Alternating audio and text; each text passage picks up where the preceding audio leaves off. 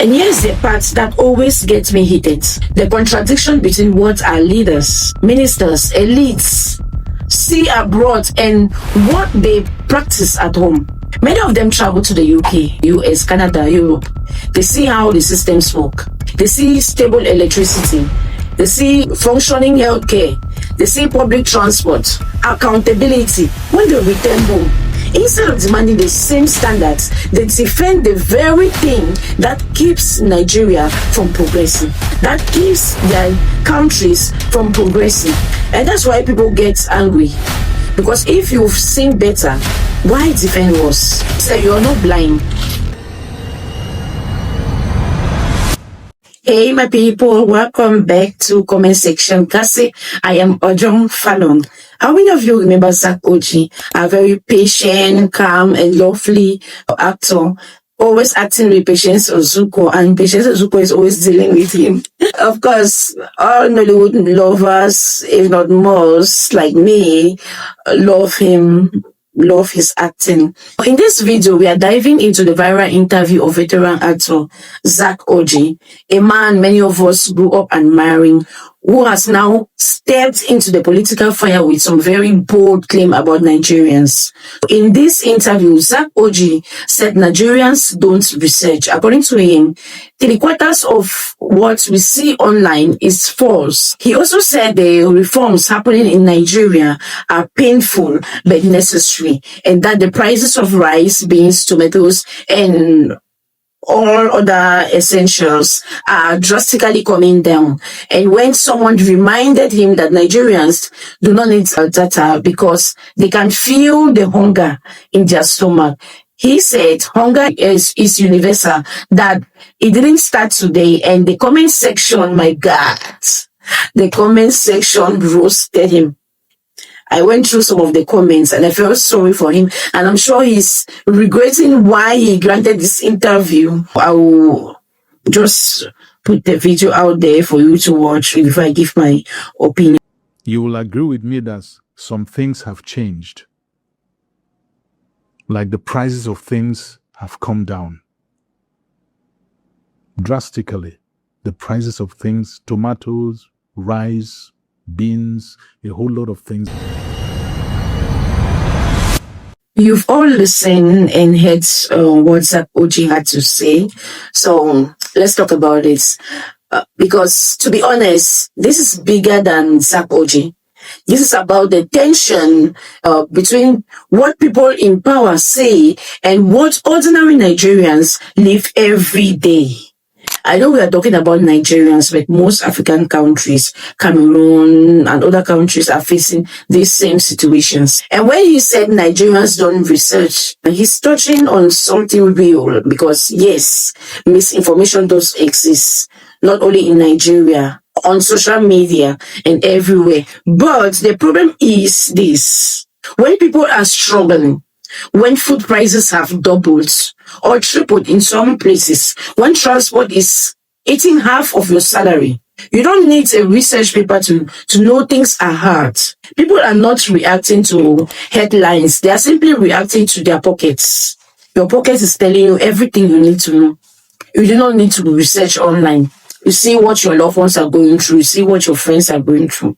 It's enough research to tell you things are not moving. Why would someone like Zack Orji speak this way? I read some comments online which makes me realize that he supported this administration publicly before. He's probably trying to stay loyal and he's standing by his choice.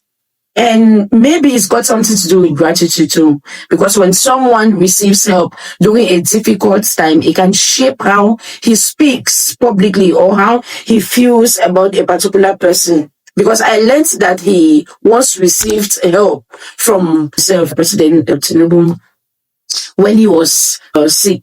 And then there is this other angle of proximity. When you move in the elite circle, when you have access to private healthcare, private schools, generators, foreign travels, you don't feel the economy the same way the average person or the poor person does. Your reality is completely different. And let's also talk about what Zack Orji failed to mention what people have been talking about, the points people have been trying to point out that he failed to mention. People talk about the rising cost of living, currency losing value. People talk about fuel prices that have multiplied, about salaries that have stayed the same while everything else has gone up. They talk about insecurity, unemployment, and the fact that many families are one emergency away from disaster. Say you're not blind. I'm sure you see all that. And so when you're like, prices are drastically coming down, people want to know in which markets, in which states. People want to know which income brackets. Who are those benefiting? Why are the prices coming down drastically? Because their life experiences are different from what you're talking about. Because the experiences lived by many do not match statement. And here's the part that always gets me heated. The contradiction between what our leaders, ministers, elites see abroad and what they practice at home. Many of them travel to the UK, US, Canada, Europe. They see how the systems work. They see stable electricity. They see functioning healthcare. They see public transport, accountability, and leaders who resign over scandals that wouldn't even make headlines in other African countries or Nigeria. Yet, when they return home, instead of demanding the same standards, they defend the very thing that keeps Nigeria from progressing, that keeps their countries from progressing. And that's why people get angry. Because if you've seen better, why defend worse? If you've tested a working system, why excuse a broken one? I cannot compare the system in Italy and that of Cameroon. There are systems in place and they work. Our leaders are so greedy, self-centered. It's just them and their family. That brings us to the statement Zack Orji made. He said, hunger is universal. Yes, hunger exists everywhere.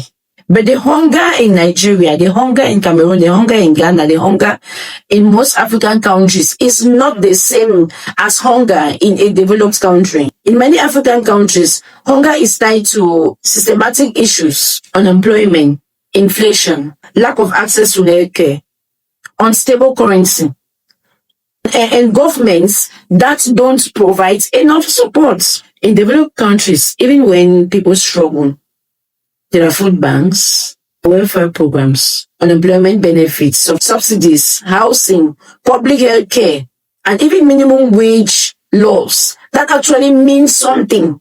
Not when you say minimum wage is 50,000 and someone is earning 15,000. Hunger is universal, yes, but the safety net is not.